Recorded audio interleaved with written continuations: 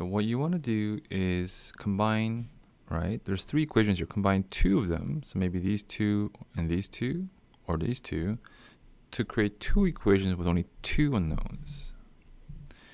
Okay, so if I actually take these two, so let's call this equation 1, 2, and 3.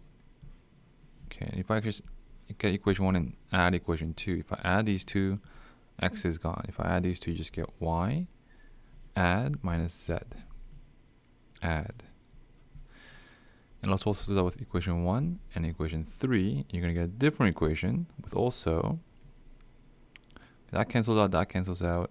This one is minus 5. Z is equal to 15. Well, that's very nice.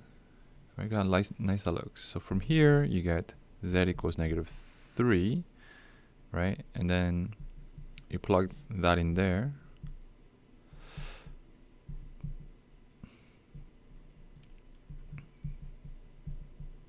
So y is equal to 2. Okay, and finally, for plugging into the first equation, okay, x, let's plug it in here. Y is 2, z is negative 3.